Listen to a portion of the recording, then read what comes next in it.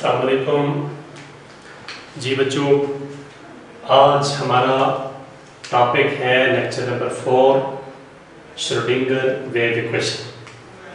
तो Schrodinger wave equation BSc में physical chemistry में एक इंतहाई इम्पॉर्टेंट टॉपिक है। आप जानते हैं कि ये बाज़ का ये क्वेश्चन 10 मार्क्स का आता है और बाज़ का ये क्वेश्चन 5 मार्क्स का भी आता है। तो हम श्रोडिंगर वेव इक्वेशन को डिराइव करेंगे फॉर 3 डायमेंशंस। अब इसका सबसे पहले थोड़ा सा इंट्रोडक्शन करते हैं कि 1926 में इन 1926 Irwin Schrodinger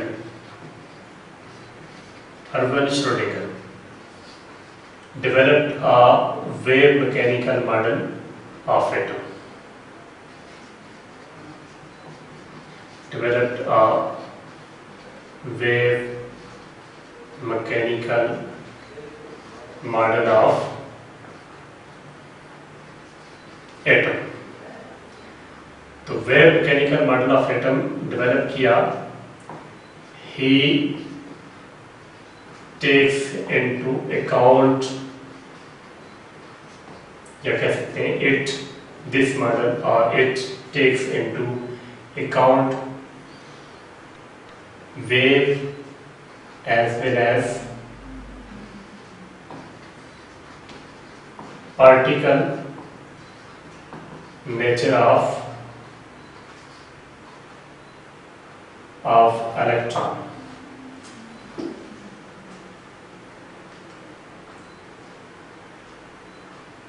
In this model,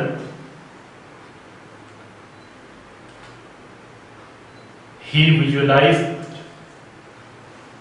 atom as a positively charged nucleus.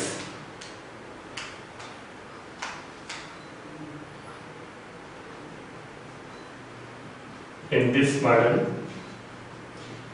he visualized atom as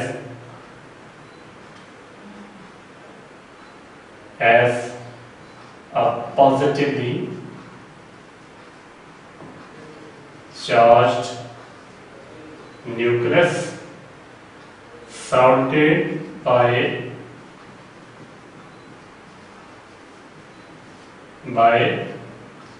a standing wave.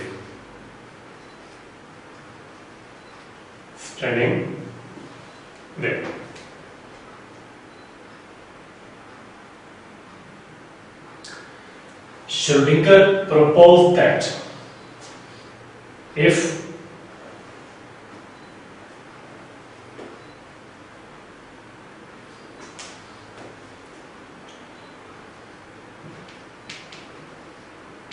Schrödinger proposed that if an electron has wave-like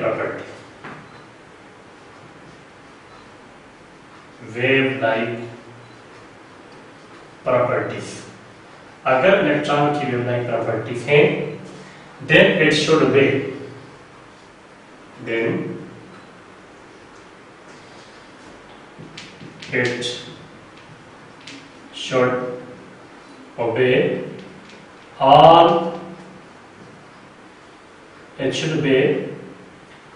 same set of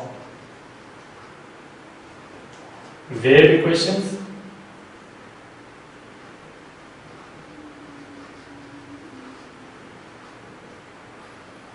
which all types of waves obey. Same set of equations which all types of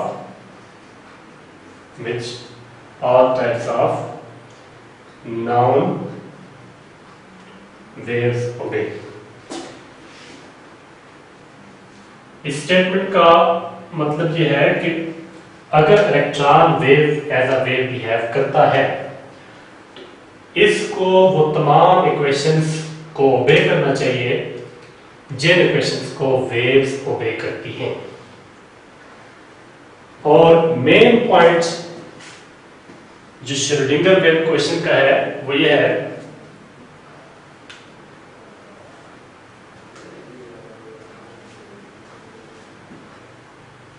कि wave जो Schrodinger wave equation है that is based upon the concept that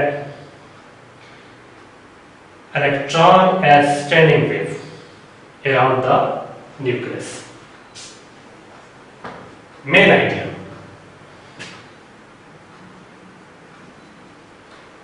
Main idea of Schrödinger is electron as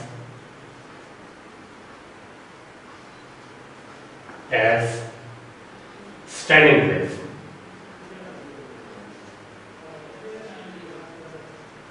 Standing wave around a nucleus.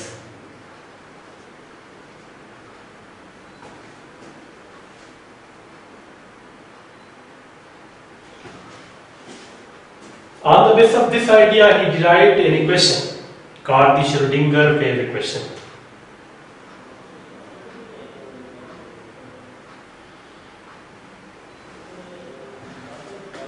On the basis of this idea,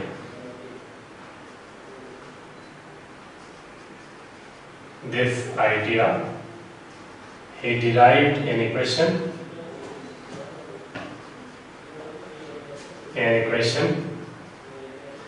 called Schrödinger wave equation. Wave equation. और ये जो Schrodinger wave equation है इसको हम derive करने के लिए सबसे पहले ये डायग्राम ड्रा करेंगे। इसको हम कोई फिगर का नाम देते हैं, लेट्स सपोज फिगर ए। पहले हमने ये थ्योरी डिस्कस की, उसके बाद ये फिगर ड्रा की। फिगर को हमने नाम दे दिया फिगर ए। ये हमारे पास एक्स एक्सिस है, ये वाई एक्सिस है, और यहाँ पे ये एटम का स्ट्रक्चर हमने बनाया। ये कोई पार्टिकल है, ये जो पार्टिकल है ये मूव कर रहा है विद एंगुलर वेलोसिटी ओमेगा, और इस जो सर्कल है इसका जो रेडियस है वो a है, और इसका जो पार्टिकल जो है वो उसकी एंगुलर वेलोसिटी ओमेगा है, और पार्टिकल जो है वो सिंपल हार्मोनिक मोशन शो कर रहा है। और इसकी जो वेव है पार्टिकल की वो हमने इस फॉर्म के अंदर रिप्रेजेंट की है, और जो वेव है उसका जो एम्पलीट्यूड है यानी maximum distance from mean position वो साई है। और यहाँ पे एक ट्रायंगल हमने ड्रॉ की है जो बन जाती है पी, बी और सी। यहाँ पे एंगल है थीटा, और जो थीटा है उसकी वैल्यू है theta is equal to omega T. तो नाउ हम इसको फिगर को एक्सप्लेन करते हैं। Let consider an electron moving with an angular velocity omega in a circle having radius a।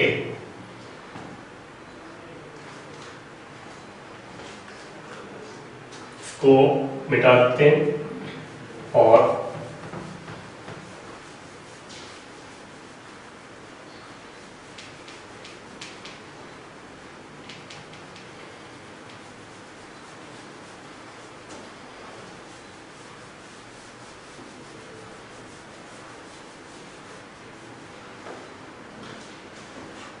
that consider a particle moving in a circle, particle P moving in a circle circle का radius जो है having radius a, radius a,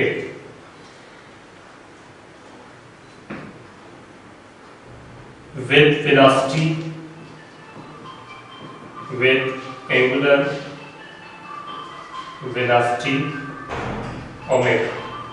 omega particle की angular velocity है, a जो है वो radius है circle का। Executing particle executing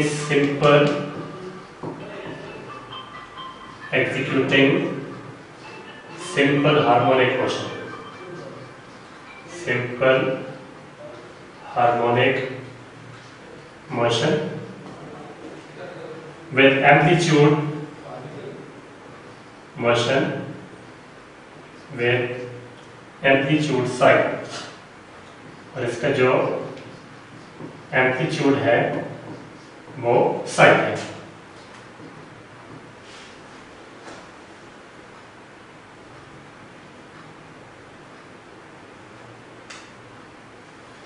The variation of amplitude with time t can be represented by a wave.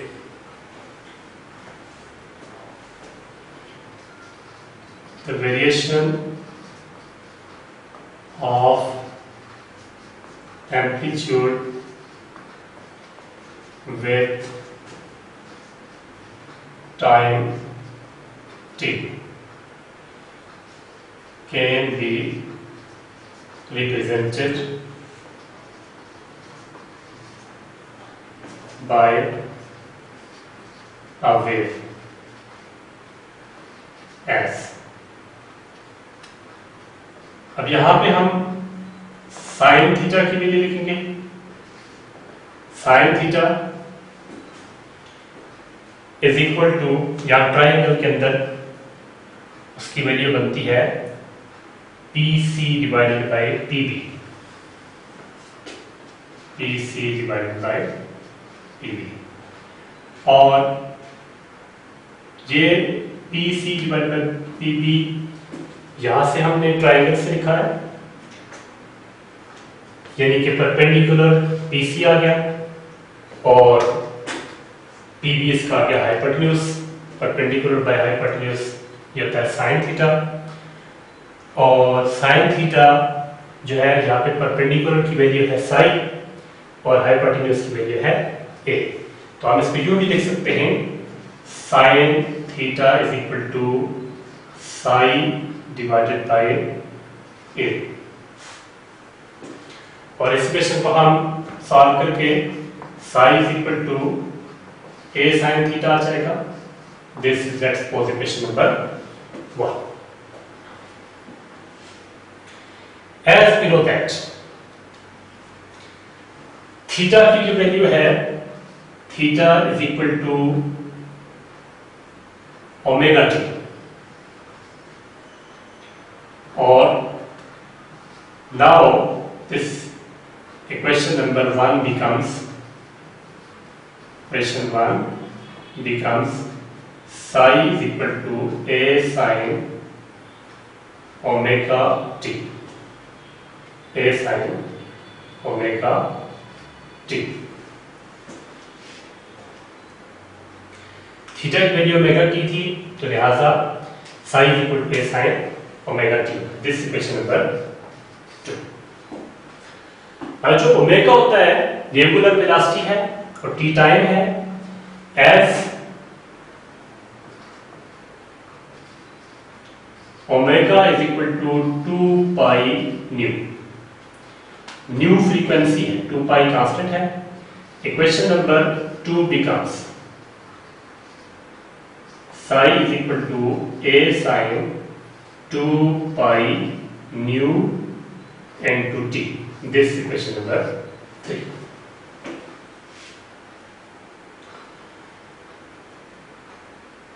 अब न्यू जो है वो फ्रीक्वेंसी है, nu is equal to c by lambda, और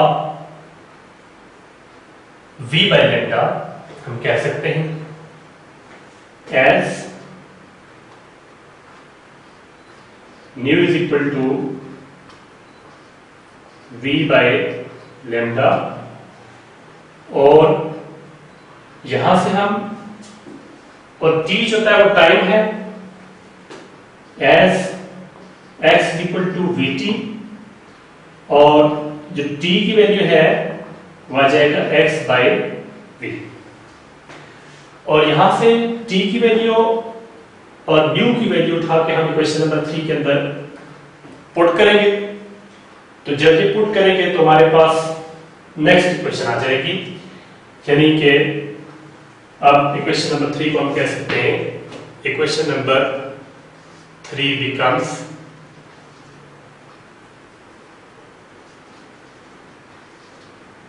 becomes psi is equal to a sin 2 pi, new की जगह पे आप देख सकते हैं v by lambda into T की जगह पे लिख देते हैं x डिवाइड बाय v। तो यहां से v और v कैंसिल हो जाएगा, तो ये क्वेश्चन बन जाएगी psi is equal to a sin 2 pi x divided by lambda. This is equation number 4।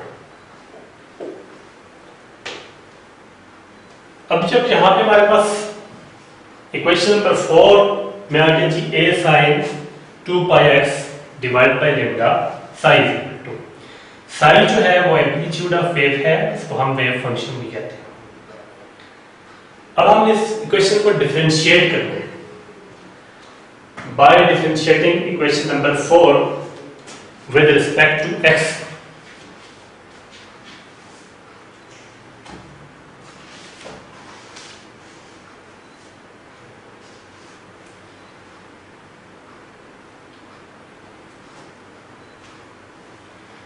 with respect to x हम इसको डिफरेंशिएट करेंगे।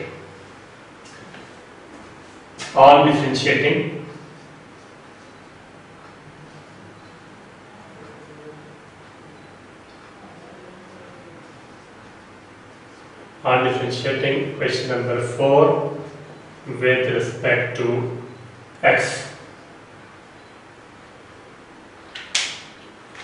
तो यह आ जाएगा जी d psi by dx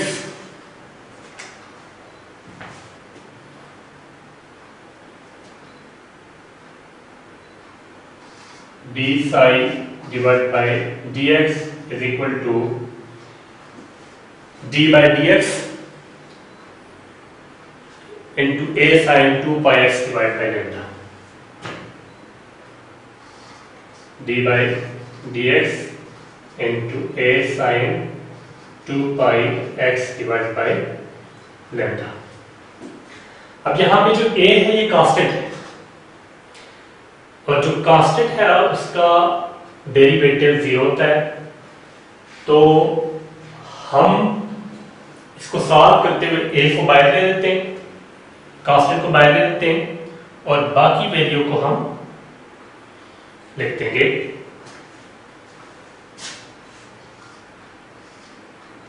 इसको हम यूं लिख सकते हैं d psi divide by dx is equal to a को हमने बाहर कर दिया, और बाकी बच गया हमारे पास d by dx into sin 2 pi x, बाकी की डेरिवेशन करेंगे d by dx into sin 2 pi x divided by lambda,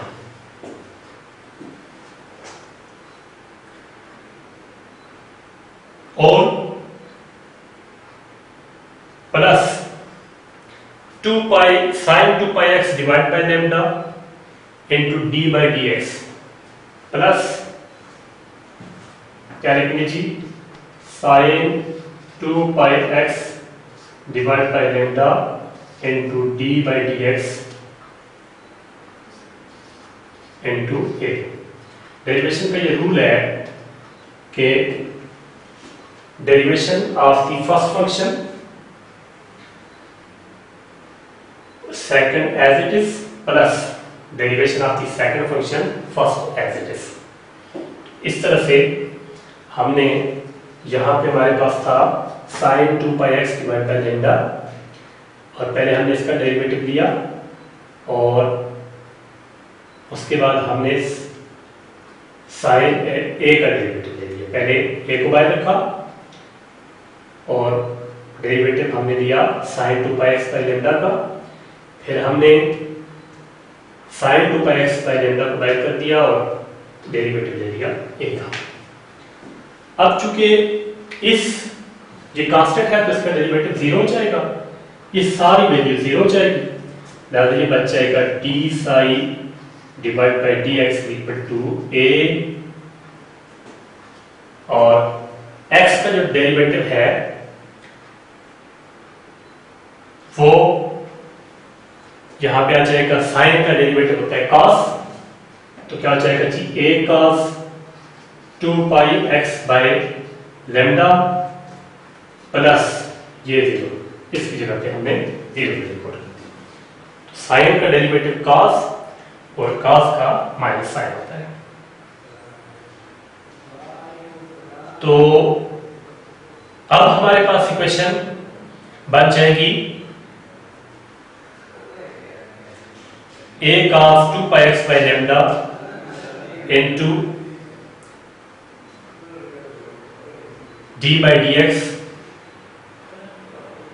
2πx by lambda, a cos 2πx by lambda into d by dx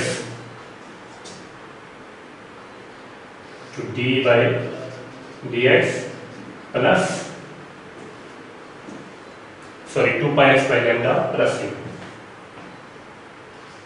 2πx by lambda plus 0।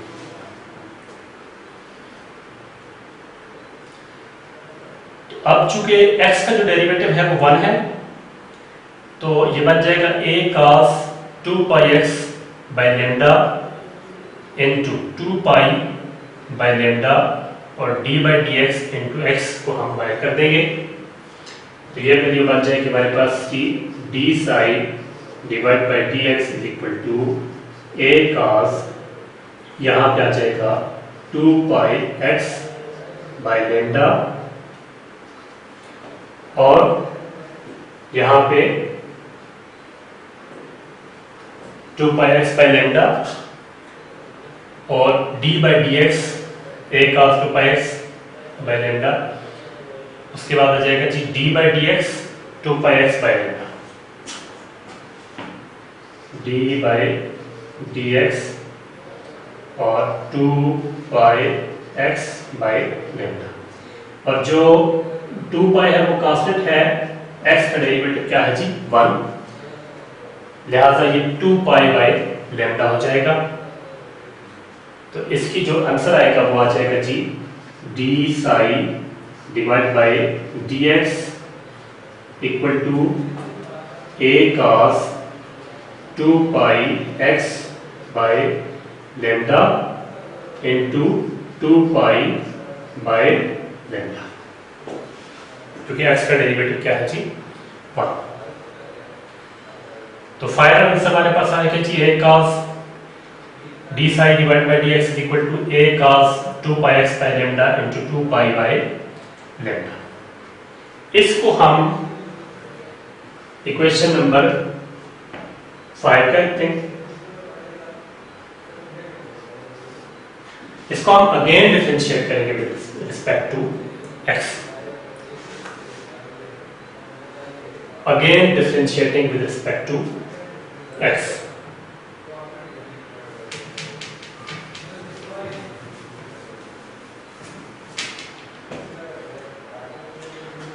On differentiating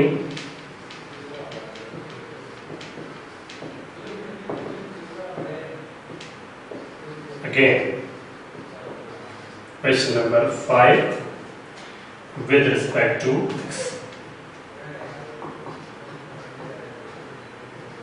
x, यह जाएगा जी हमारे पास d square sign divide by d x square equal to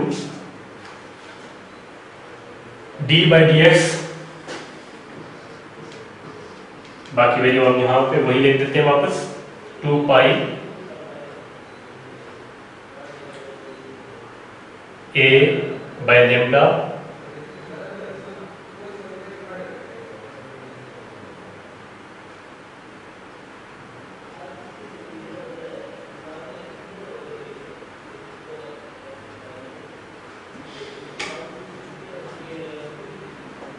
हम लिख देते हैं जी, या d by d x into इस तरह से लिख देते हैं a cos 2 pi x by lambda और into 2 pi divided by lambda. हमने सारी इक्वेशन को ब्रैकेट के अंदर क्लोज कर दिया। इस सब को डिफरेंशिएट करेंगे। अब हमने कहा है कि जो cos का डेरिवेटिव है वो माइनस साइन है, तो लिहाजा इसको हम यू लिख लेते हैं, d square sign divide by d x square,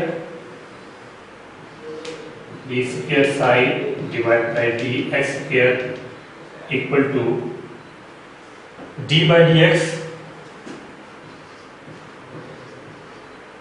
उस वैल्यू को हम पहले लिख देते हैं, दूसरी को बाद में, 2 pi a by lambda, 2 pi a by lambda, ये 2 पाई ये वाला ए और ये डिवाइड बाय लेमडा, और आगे लिखते हैं cos 2 pi x divide by lambda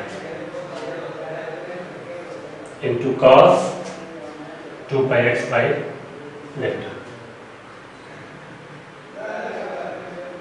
cos 2 pi x divided by lambda. तो ये इक्वेशंस को हम दोबारा से टाइप करते हैं। अब चूंकि जो हमारे पास 2 पाई a है डिवाइड बाय लेमडा, ये तो कांस्टेंट फिगर्स है, इसको हम बाहर कर देंगे, इनका डेरिवेटिव नहीं लेंगे, का डेरिवेटिव 0 होता है कांस्टेंट का।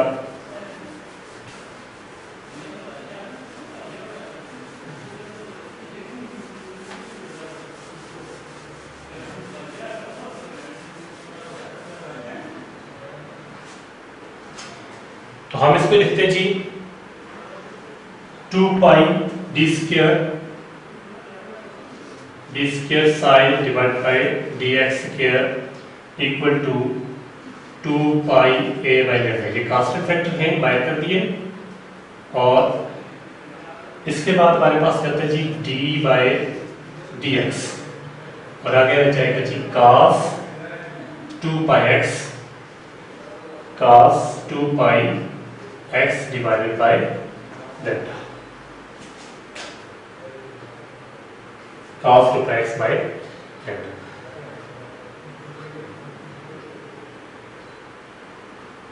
और अब हम इसको इस तरह से डिफरेंशिएट करेंगे, तो cos 2 pi x by lambda plus cos 2 pi x divide by lambda plus cos 2 pi x by lambda.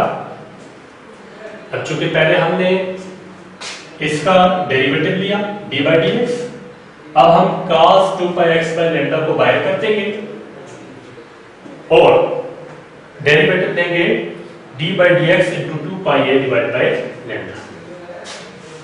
तो d by d x 2 pi a by lambda. तो मैंने आपको बताया कि derivative of the first function second as it is, और इस तरह से derivative of the second function और फर्स्ट एज इट इज।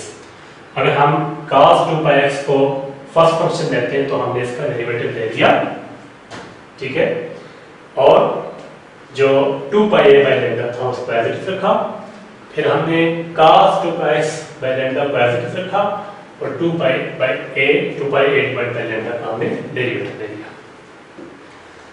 इस तरह से जो हमारे पास कांस्टेंट है उसका डेरिवेटिव सारे का 0 हो जाएगा, ये सारी वैल्यू 0 हो जाएगी, तो लिहाजा ये हमारे पास बनेगा d square sign divide by d x square plus is equal to 2 pi a divide by lambda d by sorry इसका जब डेरिवेटिव लेंगे तो क्या आ जाएगा जी minus sine 2 pi x divided by lambda, ये सारी वैल्यू 0 हो जाएगी। इस इक्वेशन को हम यूं लिख सकते हैं d square sign divide by d x square is equal to 2 pi a by lambda minus sine 2 pi x by lambda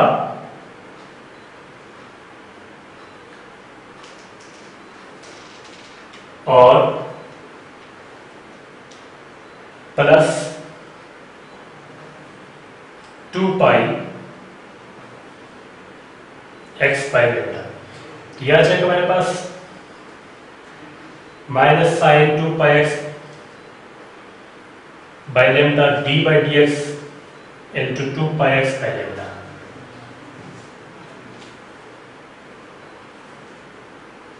d by d x into 2 pi x by lambda. ये अब आप देखें x का यहां पे derivative क्या होगा जी 1, तो यह आ जाएगा d square psi divide by d x square equal to 2 pi a by lambda minus sine 2 pi x by lambda into 2 pi by lambda. This equation number, इसको हम 6 कहते हैं। और अब इसको फर्दर सॉल्व करेंगे, ये हमारे पास आ जाएगा जी माइनस को बाहर ले जाते हैं, minus 4 pi square by lambda का स्क्वायर, क्या आ जाएगा 2 टू द पावर 4, क्या आ जाएगा जी माइनस 4 पाई का स्क्वायर डिवाइड बाय लेमडा का स्क्वायर। और बाकी बच गया हमारे पास जी a sin 2 pi x by lambda, a sin 2 pi x by lambda, a sin 2 pi x divided by lambda। यहाँ पे d square sin divided by d x square। This is question number 7। अब आप देखें जी as we know that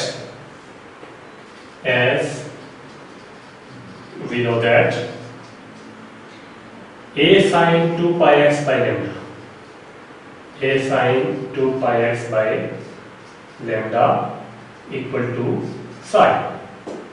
यहाँ पे इस value की जगह पे हम psi लगा देंगे। Equation number 7 becomes d square psi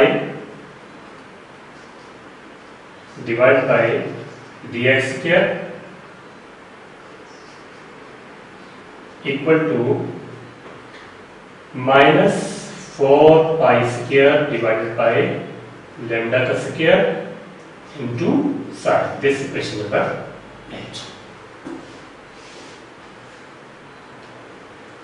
अब जब यहां पे हम कोई थे क्वेश्चन नंबर 8 के ऊपर, तो यहां पे इसको हम ये कहते हैं this is wave equation in 1 dimension. Is wave equation, ये हमारे पास वेव के लिए इक्वेशन है इन 1 डायमेंशन। और इसको हम to apply this on the material particle, on the particle, जो lambda है उसको हम रिप्लेस करेंगे मोमेंटम के साथ। हम ये कह सकते हैं to apply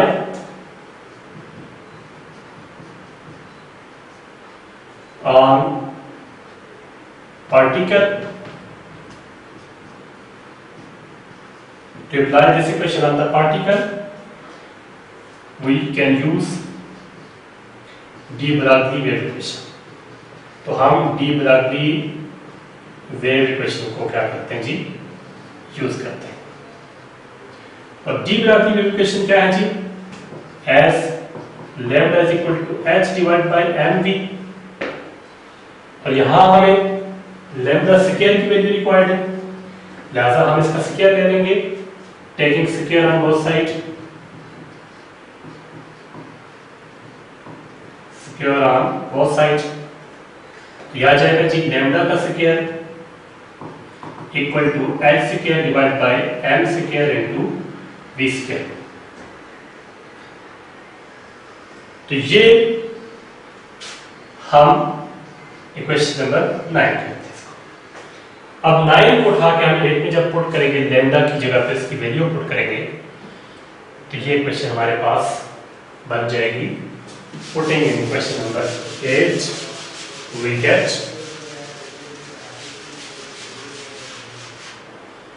putting equation number 9 in 8, putting equation number 9 in equation number 8 we get, ये हमारे पास आ जाएगा जी d square psi divide by d x square equal to minus 4 pi square divided by 4 pi square divide by lambda square की जगह value आ जाएगी x square, यहाँ पे आ जाएगा जी एक्स स्क्वायर और divide by m v square है, वो एम वी स्क्वायर यहाँ पे चला जाएगा, sorry m square v square. तो ये इक्वेशन हमारे पास बन गई जी, d square psi divide by d x square is equal to 4 pi square minus 4 pi square divide by h square into m square into v square, और साथ क्या है इसके जी साइन, ये साइन भी यहाँ पे आ जाएगा किस जगह पे मौजूद था। तो दिस इज इक्वेशन नंबर 10। अब हम यहां पे ये कह सकते हैं, इस इक्वेशन को हम यूं भी लिख सकते हैं, equation number 10 can be written as, can be written as, देखें d square psi divide by d x square, ये इधर आके प्लस जाएगा 4 pi square m square v square divide by h square into psi equal to 0। इसको हम यूं लिख सकते हैं। अब जब ये इक्वेशन हमारे पास आ गई, तो हम to express this equation in term of energy, we make a concept that to express this equation in terms of energy,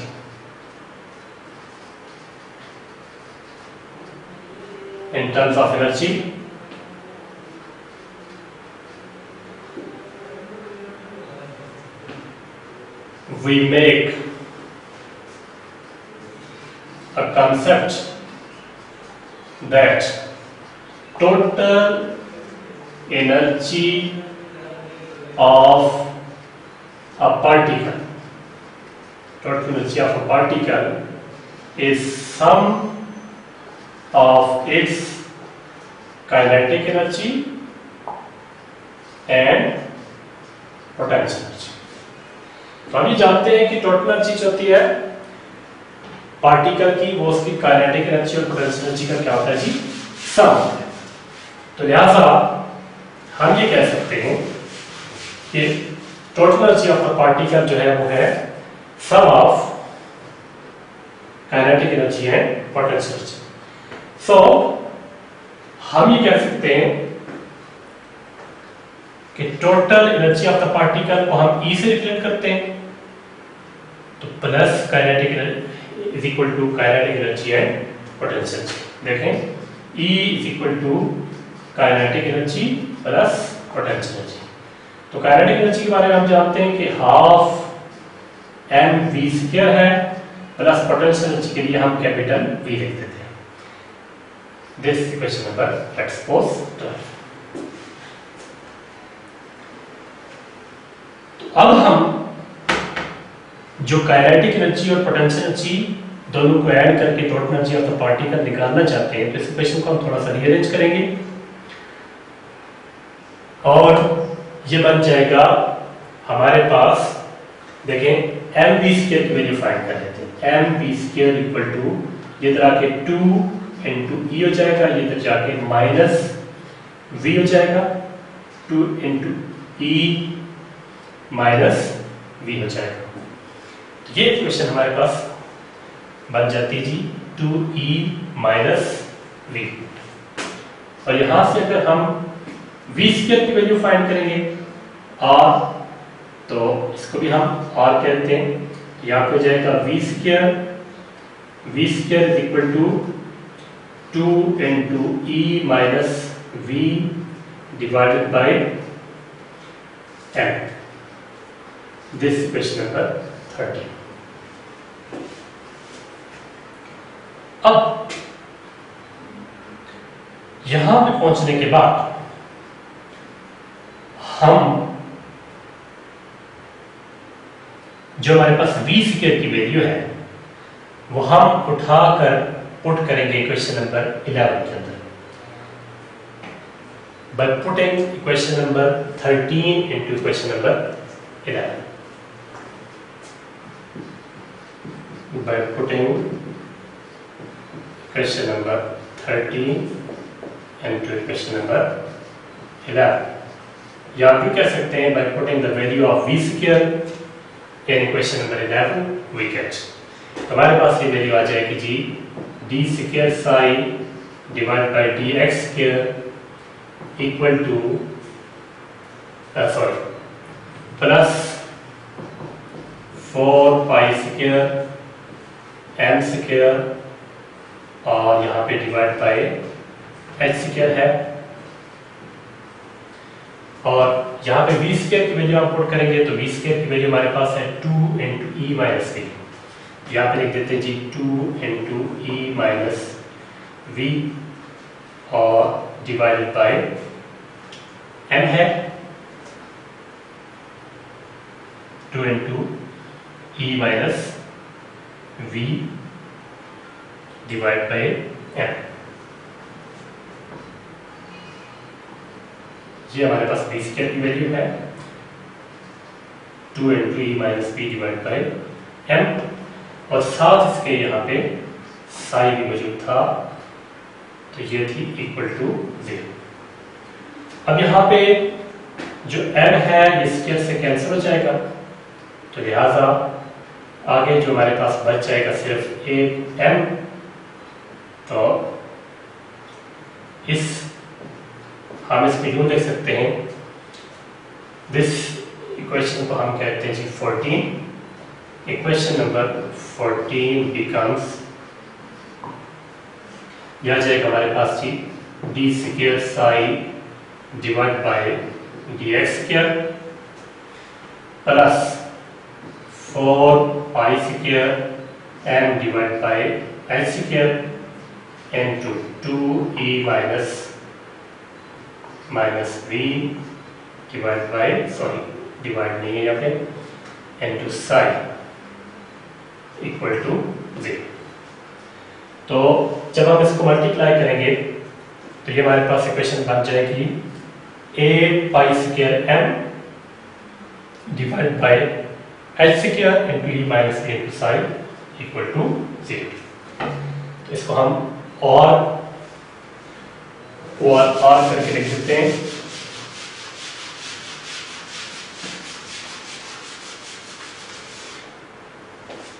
तो ये हमारे पास है जी, देखें r d square psi divide by dx square plus 8 pi square m divided by h square into e minus v into psi equal to 0. This is question number, let's suppose हम इसको question number 15 कहते हैं. Next, ये जो equation number 15 है, इसको हम कहते हैं Schrodinger wave equation for one dimension. तो equation number 15 is called Schrödinger wave equation for one dimension. Or to express for three dimensions, we can write as, to express for three dimensions, we can write as, इसको हम कैसे लिख सकते हैं?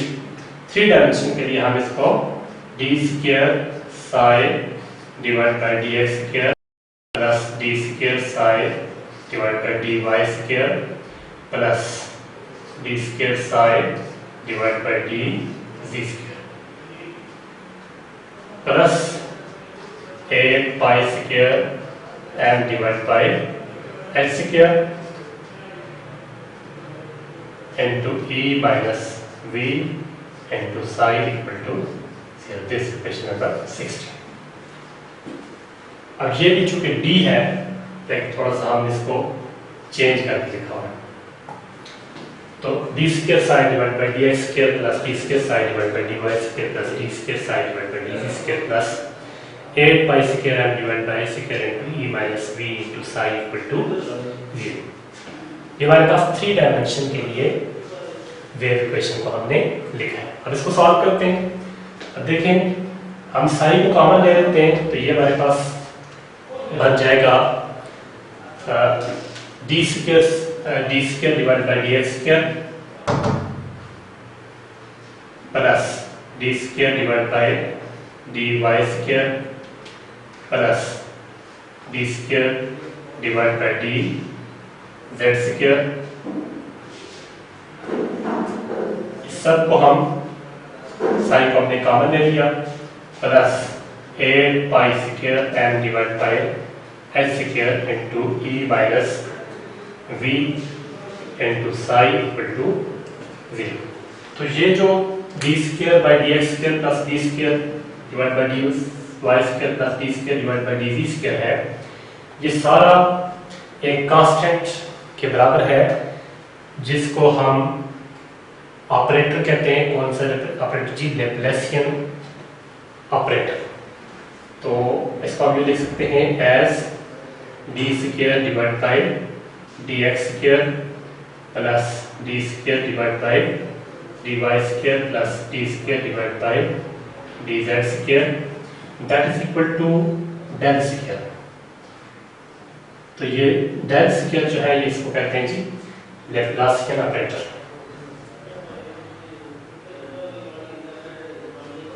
Laplacian operator. तो लिहाजा अब हम ये कह सकते हैं इस इक्वेशन को, लेट्स सपोज हमने सी 17 का, तो now equation number 17 become del square psi plus 8 pi square m divide by x square. Question number 17 becomes, इसको हम ये लिख सकते हैं del square psi plus 8 pi square m divide by h square into e minus v into psi equal to 0. This is question number, let's suppose 18. अब हम इसको further solve करते हैं. ये हमारे पास जो इक्वेशन है, और इस इक्वेशन को हम मल्टीप्लाई कर देते हैं h square divide by 8 pi square m के साथ by multiply.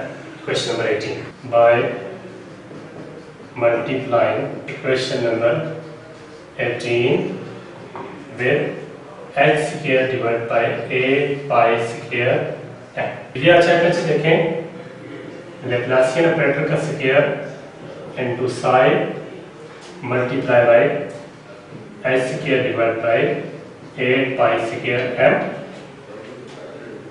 Plus 8 pi square m divide by h square multiply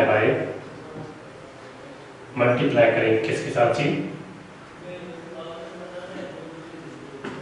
multiply किया हमने डॉट लगा दिया h square divide by 8 pi square m और आगे जी e minus v into psi equal to, और ये 8 pi square m h square ये तो कैंसिल हो गया। बाकी हमारे पास बच गया जी लैप्लासियन ऑपरेटर का square into sign into h square divide by 8 pi square m plus e minus v into psi equal to 0। ये इक्वेशन नंबर लेट्स सपोज 19। अब इक्वेशन नंबर 19 को फर्दर जब सॉल्व करते हैं तो यहाँ पे इस माइनस v को उठा के हम दूसरी साइड पे ले जाते हैं। इस इक्वेशन को हम यूं भी सॉल्व कर सकते हैं, लैप्लासियन ऑपरेटर का square into sine, Laplacian operator का square into sign into h square divide by 8 pi square m, और यहाँ पे हम इसको पहले इस इक्वेशन को इस तरह सॉल्व करते हैं, लैप्लासियन ऑपरेटर का square into sine h square divide by 8 pi square m, और इसके बाद है हमारे पास जी प्लस, सॉरी इसको हम उस तरफ ले चलते हैं, equal to minus e minus v और इनटू साइन इस तरह से हो जाएगा। तो हम यूं भी कह सकते हैं del square into h square divide by 8 pi square m, इसको हम ऐसे लिख देते हैं, साइड बाय कर देते हैं, इक्वल टू, सॉरी यहाँ पे माइनस भी था तो यहाँ पे आके ये प्लस v हो जाएगा और equal to minus e side जाएगा। This equation number let's suppose 20 है। अब हम माइनस को दोनों तरफ मल्टीप्लाई करते हैं तो ये हमारे पास बन जाएगा जी minus h square 8 pi square m Laplacian operator का स्क्वायर बाय मल्टीप्लाइंग -1 और बोथ साइड्स, तो यह आ जाएगा जी minus h square divide by 8 pi square m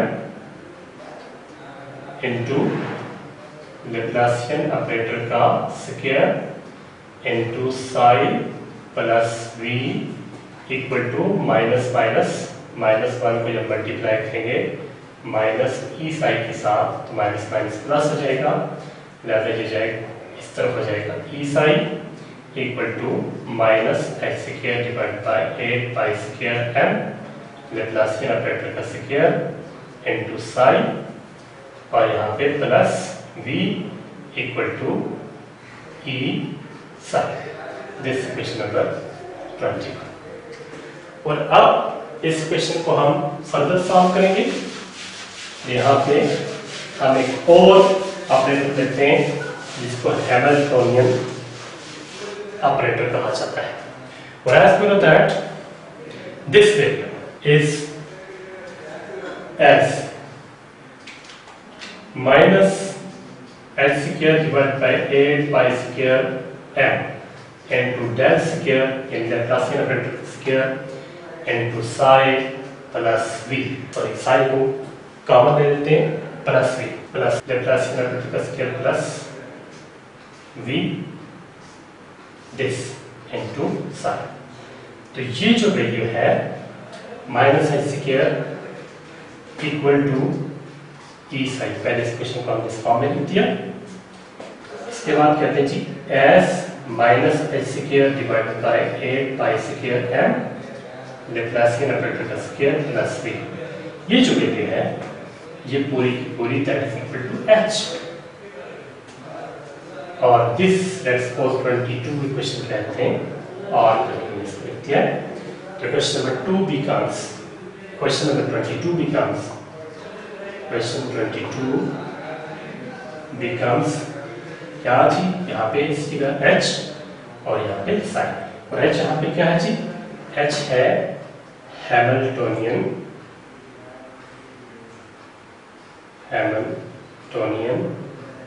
operator.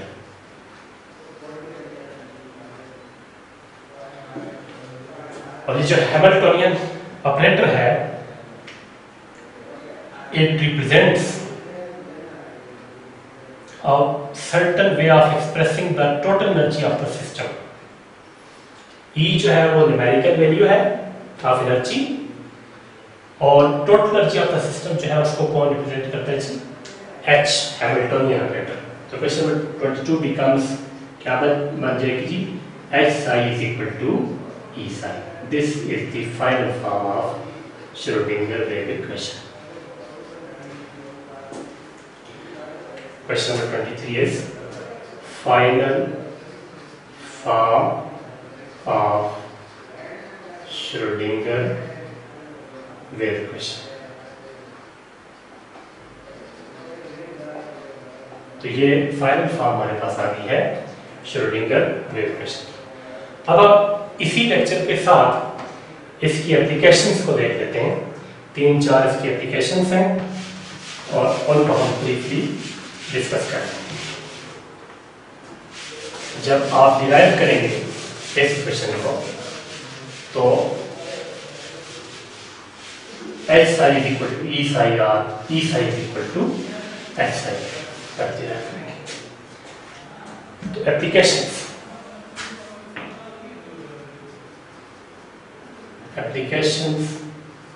Of Schrodinger wave equation, Schrodinger wave equation.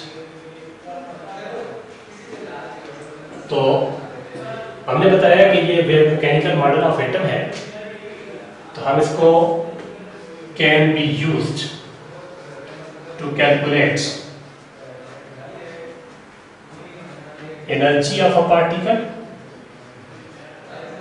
Energy and probability to find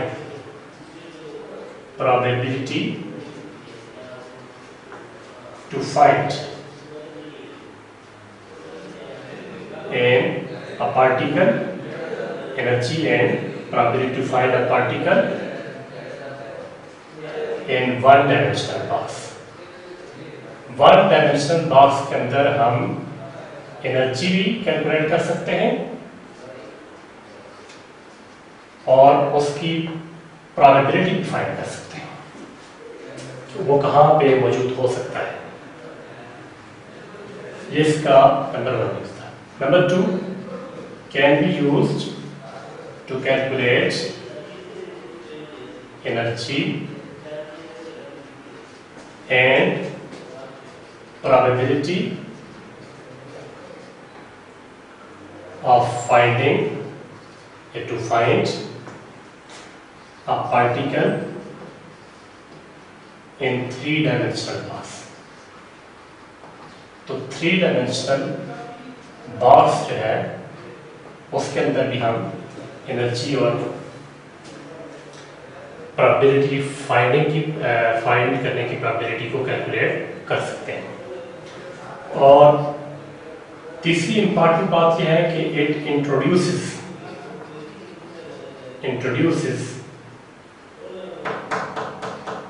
the concept of